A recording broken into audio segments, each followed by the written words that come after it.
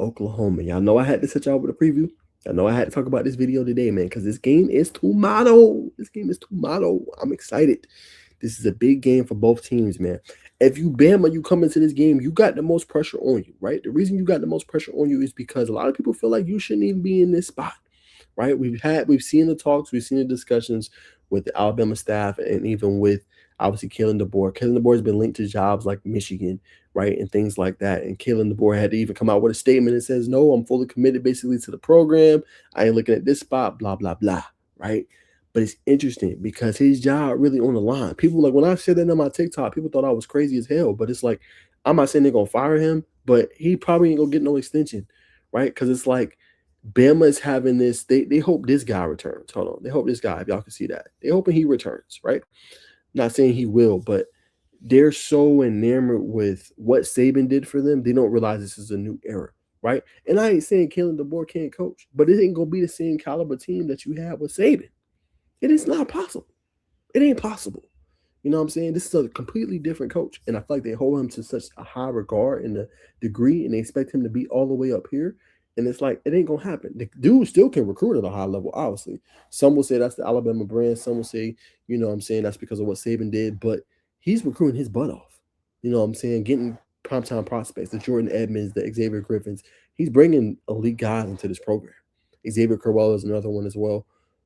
But it's like they did not close the season good. Bama struggled mightily, right? And they lost to Georgia. That's not the end of the world. The problem was you got to beat out of you. That's the problem. You lost 28-7. You got throttled.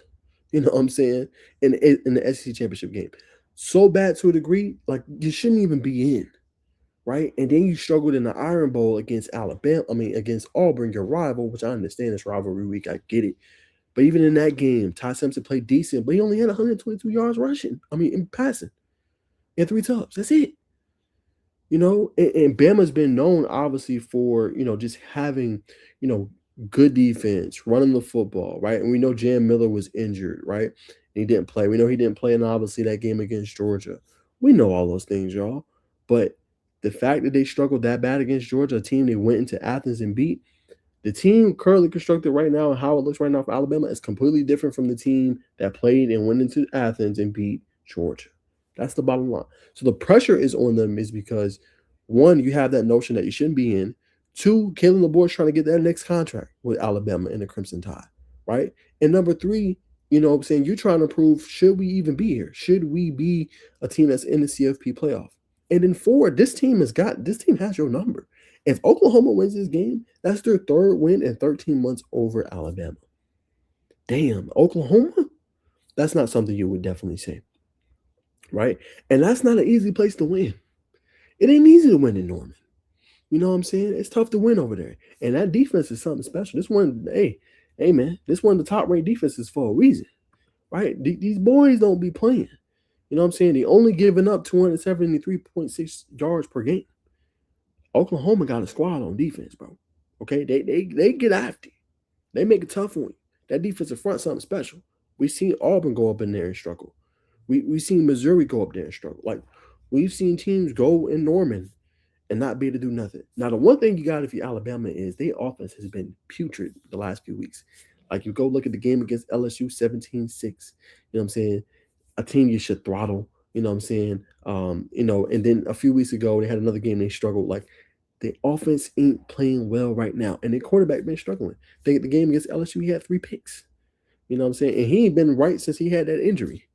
You know what I'm saying? So when I break down this matchup and I look at the keys to the game, Alabama, get your running game going. Not saying Ty Simpson can't throw the football. Not saying he can't complete at a high level. He can do all those things and more. But you got to take some heat off of him. Because you go and you let that defensive line tee off on you. Good damn luck. You know what I'm saying? Good luck trying to stop that, obviously, them and trying to slow you down. You know what I'm saying? Good luck. But if you Bama, if Jan Miller can play, I don't know the injury report. I haven't got a chance to look. But that is what you're going to have to do. You're going to have to be able to establish the run, lean into your play action, find some way to get Ryan Williams involved. I don't know what the hell didn't happen to him. He was coming like one of the top receivers in the game, And now he's almost like an afterthought. He's like, what, wide receiver 3 right now? So you're going to have to figure that part out. You're going to have to be able to run the ball at a high level. You're going to have to be able to use that play action to set them shot plays down the field. And you're going to have to get in a rhythm offensively early in this game. Because if you're in them long third downs and distances with that defensive front, yeah, good luck. You know what I'm saying? I don't see it on the road. So if you're Bama, you got to get the running game going somehow, some way. You know what I'm saying? And you got to lean on you like Jeremy Bernard. You got to lean on, obviously, Ryan Williams. You can get him obviously involved. And then Isaiah Horton's another obviously option for you. So that's something I'm thinking about, in this game, obviously, if I am Alabama. Now, Oklahoma, your defense is going to keep you in this game. That's just the bottom line. They're going to keep you in this game. But what you have to do if you Oklahoma is you got to get some semblance of a run game. It can't just be John Mateer, right? Blaylock and others have to step up big because Bama got a defensive front too led by LT Overton that can play, right? So if you play around with that, they can also get after you. So you got to try to establish some kind of a run as well. And I think the key in this game is going to be special teams play. Who's going to get it started? Whether that's a 20-yard return, 30-yard return, whatever it is, somebody's going to have to get this game going on either side of the ball. If either team wants to obviously have a chance, right? Somebody's going to have to get after it. You know what I'm saying? So those are my keys to the game. Players are watching for, like I said, LT Overton, Jefferson, their linebacker. He's been playing at a high level this year. And then just blocking that defensive front, right? Good luck because their front seven is special, obviously, for Oklahoma. But that's going to be the key if Alabama wants to come out. Can't turn over the football, right? And you got to get shot plays down the field, right? And you got to keep that defense on their heels. If you don't, good luck. Hold on, I'm trying to find this injury report for y'all.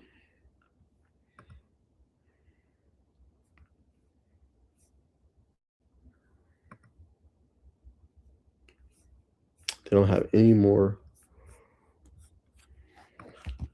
Let me see if they have an Alabama injury report before I get my prediction.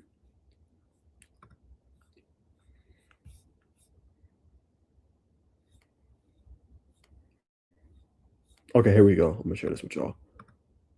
All right. Here it is before I break down who I'm going with. Okay, so this is the injury report, right? No Gentry Williams, no Kendall Dobie, no Jeremiah Newcomb, no Troy Everett, no Jake McCullough, no Javante Barnes. For Alabama, no Cameron Howard, no Jamarian Latham, no Drake Kirkpatrick Jr., no excuse me, I said LT Overton play. He's not even playing. No LT Overton, no Kevin Riley, no Jeremiah Beeman, no Joshua Cuevas, and then no Danny Lewis Jr. All right, so that is obviously the report prior to the game, right? So that does bring a little bit in who's going to create pressure outside of LT Overton, who's not playing in this game for Alabama. It's going to be interesting to see and to say the least, right? But nonetheless, y'all, I'm going to be real, man. I am rolling with Oklahoma. Till I see it from Bama, who is a team that looks different than what it did earlier in the season. I'm going to go with Oklahoma and the Sooners, John Mateer company, to come out with a big-time victory against Alabama, excuse me. So I'm going to go close game. I'm going to go 27-20 victory for the Sooners. They move on, and a lot of questions come into play for Kalen DeBoer and obviously the latest with Alabama. So I'm going to go with Oklahoma.